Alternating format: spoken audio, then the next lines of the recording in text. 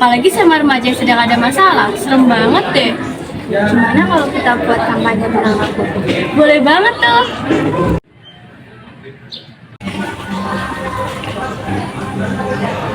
Sudah siap kameramen? Dari video yang sebelumnya sudah kita tonton, pasti banyak dari kalian sudah tahu tentang apa itu narkoba. Tetapi di sini saya dan teman saya akan menjelaskan lebih lanjut tentang narkoba, seperti pengertian, jenis, dampak, dan tidak lupa dengan cara pencegahannya. Langsung saja dari yang pertama. Ada pengertian dari narkoba. Abang kalian tahu pengertian dari narkoba tersebut? Narkoba merupakan singkatan dari narkotika, psikotropika, dan bahan aktif berbahaya lainnya yang jika dimasukkan ke dalam tubuh, baik secara diminum, dihirup, disuntikan, dapat mengubah pikiran seseorang dan perilaku seseorang. Yang kedua, ada jenis narkoba. Menurut Undang-Undang tentang narkotika, narkotika sendiri dibagi menjadi 3 golongan berdasarkan pada resiko ketergantungan dan berdasarkan pada bahan pembuatannya. 3 golongan narkotika berdasarkan pada resiko ketergantungannya. 1. Narkotika golongan 1. Narkotika golongan 1 terdiri dari ganja, opium, dan tanaman koka. Yang kedua, narkotika golongan 2. Narkotika golongan 2 biasanya dapat digunakan sebagai pengobatan yang harus sesuai dengan resep dokter. Contohnya seperti morfin, alfaprodina, dan sebagainya. Yang ketiga, narkotika golongan 3. Narkotika golongan 3 sendiri memiliki risiko ketergantungan yang sangat ringan dan biasanya dapat digunakan sebagai pengobatan ataupun terapi. Jenis narkoba berdasarkan bahan pembuatannya. Yang pertama, narkotika jenis sintetis. Biasanya narkotika jenis sintetis melalui proses yang sangat rumit. Jenis ini biasanya dapat digunakan sebagai pengobatan ataupun penelitian. Contoh dari jenis sintetis ini yaitu ada amfetamin, metadon, dan dexamfetamin. Yang kedua, narkotika jenis semi-sintetis. Narkotika jenis semi-sintetis diproduksi dengan bahan utama yaitu narkotika alami.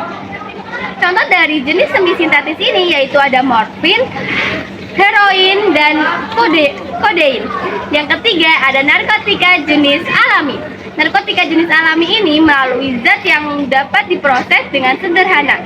Karena kandungan zatnya yang masih kuat, jenis ini tidak dapat digunakan sebagai obat karena dapat merusak gangguan tubuh ataupun merusak kesehatan. Contoh dari jenis alami yaitu ada ganja dan koka. Apa saja sih dampak dari penggunaan narkoba itu? Dampak dari penggunaan narkoba itu sendiri dibagi menjadi 2, yaitu dampak positif dan dampak negatif.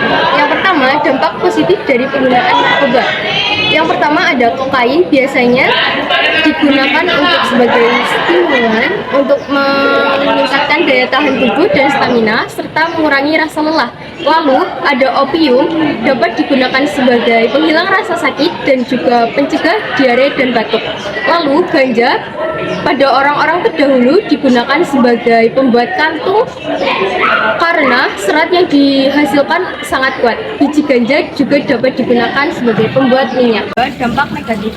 Meskipun narkoba memiliki dampak positif, namun dampak negatif yang ditimbulkan pun sangat besar, yaitu dapat merusak kesehatan mental, fisik, dan emosional antara lain 1. Menyebabkan terganggunya syaraf utama, mengganggu kesehatan jantung, dapat terpapar HIV/AIDS hingga menyebabkan kematian, dan menyebabkan siklus haid yang tidak teratur bagi perempuan, dan yang terakhir dapat mengganggu kesehatan secara keseluruhan. Seorang menggunakan narkoba, 1. Pernah mengalami kekerasan fisik, emosi, atau seksual. Yang kedua, mengalami masalah ekonomi. Yang ketiga, bermasalah dalam hubungan dengan pasangan, kerabat, atau keluarga. Yang keempat, memiliki teman yang juga pecandu nafsa.